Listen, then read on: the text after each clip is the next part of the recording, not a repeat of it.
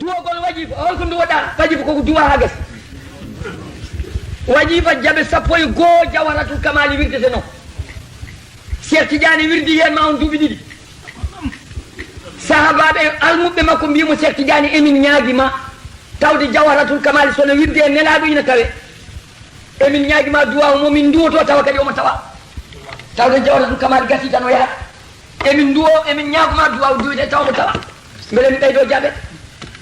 Cheikh Tidiane wi mi jeeya e lawol haydara ko nelaɗo jeeyi ɓeydata ustata ko Allah rewna e ɗemgal makko totta mi wona min jeeyi mi wona e lawol e sonam kadam nelaɗo yaɓerimo yaɓere jawharatul kamali nde yo ɓeyde hen so sappo e goho timmi wirdu ndu timmi yaɓere wotere nde yimɓe ɓamta juuɗe gandi o hen haajuji men kone duwaw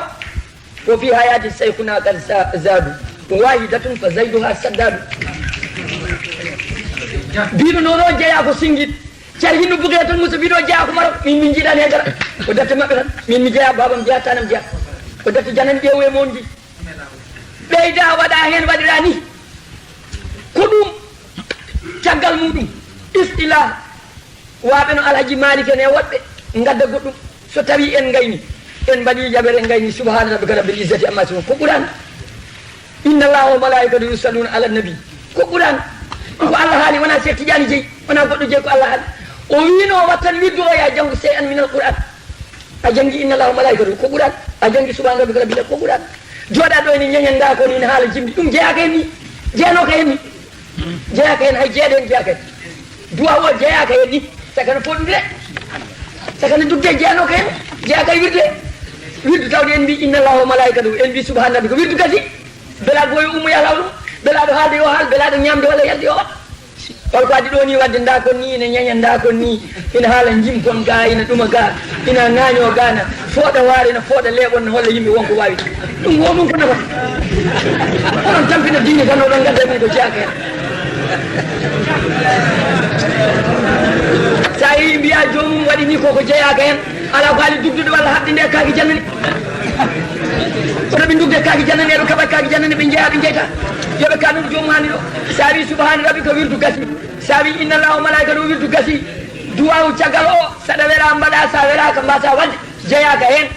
wirdu ndu haaɗi koye inna allaha wa malaikatu wirdu ndu haaɗi koye subhana rabbika te wirdu o fof gayni ɗum ha wi noon sa wi noon a gayni hay goɗɗum ala hen duwawu goɗɗum ala ɗon hay hunde ala ɗon hay hunde baɗɗo hen fof kam wela jokki hen jeeyaka hen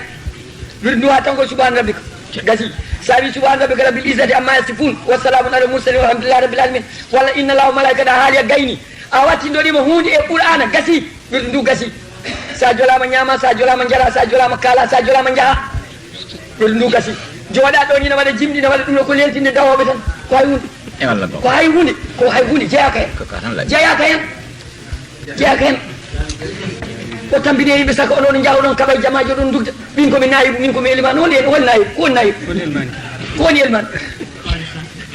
eliman kay ko ɓuurani eliman ko ɓuurani nayibu ko sunna nelaɗal woni eliman woni hoto nayibu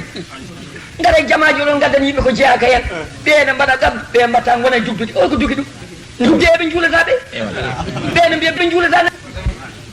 no neɗɗo yiɗi fo yo waɗ yo juul tan ono on jiiɓe juulata dugde mumen kala tan nder jamaji on tambini yimɓe gara o ko eliman gadde nayib gadde bilali o sowoni bilali goto won noon wonde nelaɗo mayi penali mehe ɓiɗɗe haram gadde duwolji bilali gadde nogas bilali gadde penali ɓiɗɗe haram caay sagal comgal bilali ko goto won noon mayi o ko addi o bilali ko penali ɓiɗɗe haram ko caay sagal jamaji fof ina juula e jamaji kañum en ndendi jama ko suudu Allah wona suudu bamum hay goto wiyete ko suudu Allah ko yimɓe jeeyi holko addi ɗo nayibu to iwi to holko addi ga e bilali holko addi ga bilti bilali ko addi ɗum ko addi